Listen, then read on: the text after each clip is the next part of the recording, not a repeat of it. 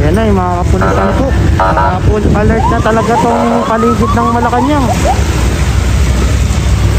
Grabe oh, full alert na. Grabe, ang dami oh. Dami ng mga kapulisan. Naka red alert na talaga tong ano, yung Malacanang. Gate lang ito ng Malacanang, yung kaliwa po natin. Ayan, so sarado. So ang plano nila siguro haharangan yung mga daanan na possible daanan po. Kasi meron daw naglalakad pero hindi, alam ko sa Mendiola yon. Tara.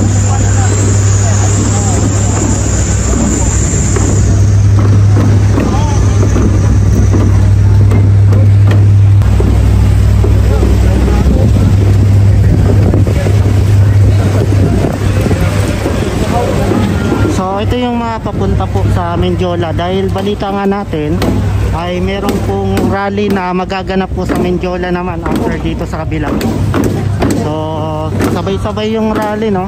And balita rin natin doon sa Mendiola ay same lang din po yung gagawin dito.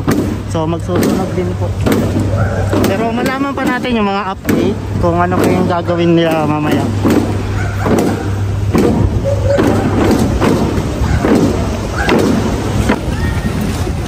So itong paligid po ng Malacanang ay naka full alert po, no, na binabantayan po ng madaming mga kapulisan. Actually kanina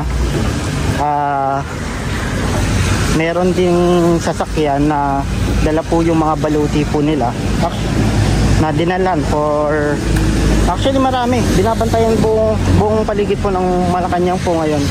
And yung mga gate ay sinarado na rin po doon sa kabila. And malamang dito po sa bandang Mendiola ay sarado na rin po. Sir, hold tayo dyan sa ano, yan ang RPK. Yan ang RPK. Tapos yung Malacanang.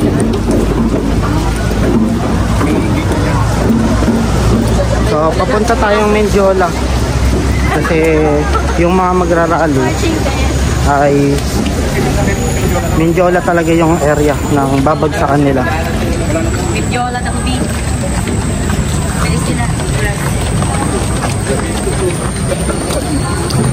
So medyo malayo rin nila kanila, no, galing kabilang gate, bandang tulay ng SM Manila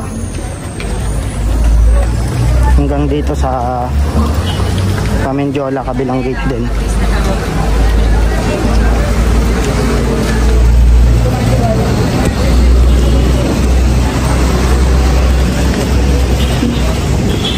Roleplay. Grabe, no, ang dami nangyayari. Actually bawal kasi magsunog kaya nagkaroon ng hulihan. So ang ano lang naman is mapayapang rally, kaso nga ay merong mga paglabag kaya nagkahulihan. Pero it's depende pa rin po sa mangyayari. Alam ko kasi kung bata yung nagano, so possible na mapakawalan din, pero depende pa rin sa kanila. Kaya yun yung mga pinafront.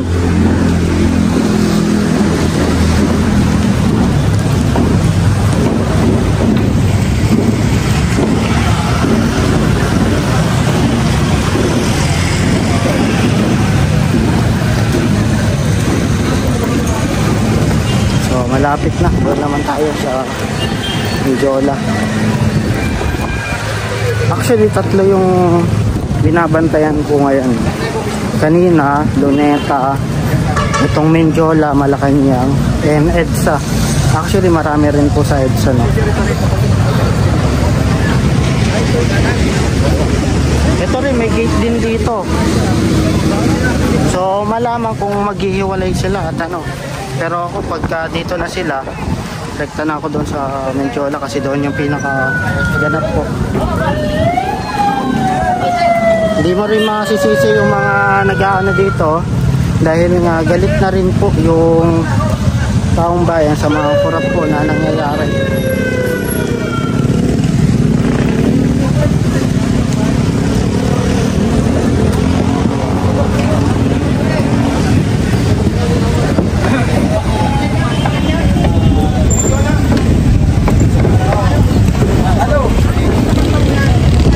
nakahanda na po yung kapulisan. Hindi. Video lang. Hindi, mamaya upload po. RTV po. Art? RTV. A-R-T-H?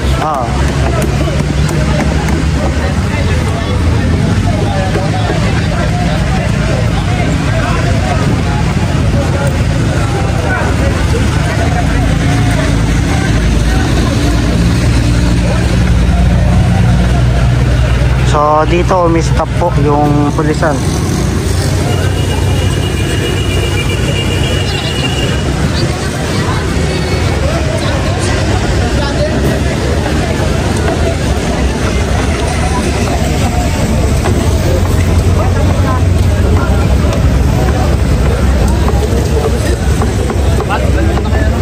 Wait lang. Hintay lang tayo kasi naglalakad pa yung mga magrarally. So doon pa lang natin malalaman yung mga ibang detalye. Yung kabila, actually marami pa lang nakaharang doon, no?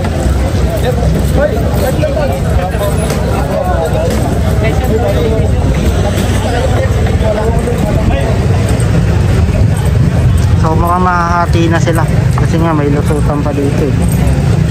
Pero malang, no? Pero nako, Menjola lang kasing ganap.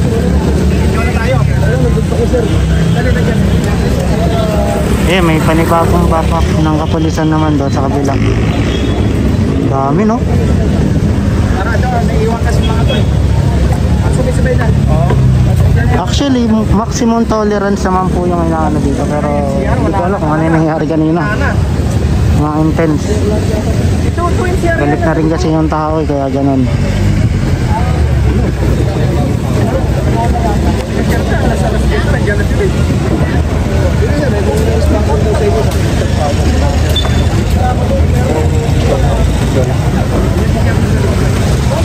Malamig na! Au! Au! Au! Liberate the planeta!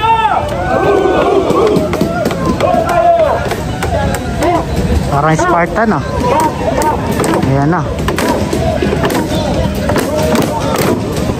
Na, lalakad na.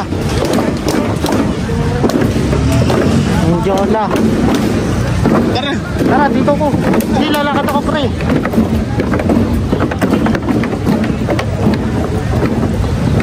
So, mapapansin natin, pakita ko lang ha, sarado na rin po yung gate po ng Malacanang dito sa kabila, no? So, lahat po ng gate po ng Malacanang ay sinara na po dahil nga naka-full alert po. At balita na mayroon pong lulusod na mga magrarally. Dito na ako. Sige, una ka na. Oo.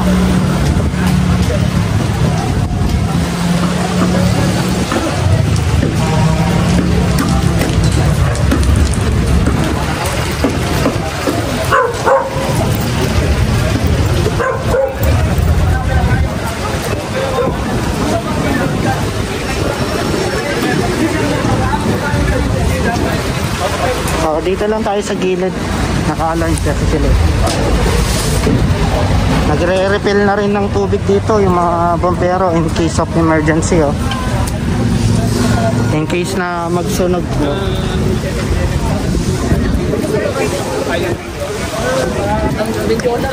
Sabi, no?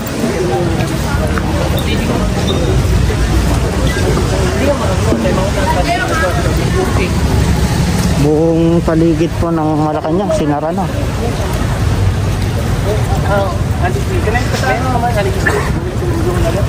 So dito tayo. Mostly naman hindi nila.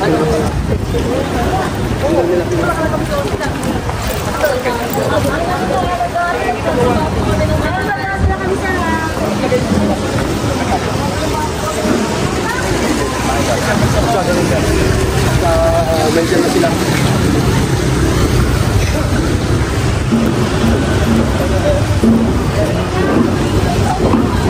Sir, ito mga binakuha na nila sir. Binakuha na nila. Diyan sila sir. Diyan sila sir. Pakanan tayo. Layo mo. Ayan na sir. Ito na sir.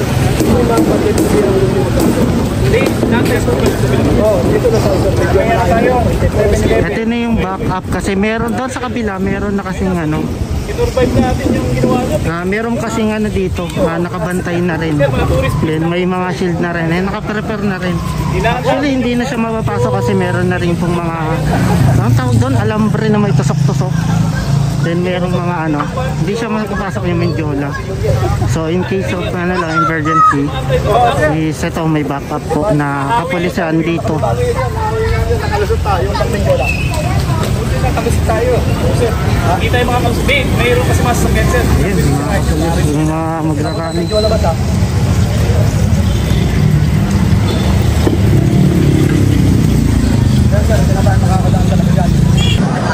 Kaya ang araw na ito ay magtatapos dito sa Mendiola, pero ang ating protesta ay magpapatuloy. Payag ba kayo na si Marcos Jr. daw ay kaisa sa ating protesta? Payag ba kayo na si Marcos Jr. ay kaligpin sa mga kurakot?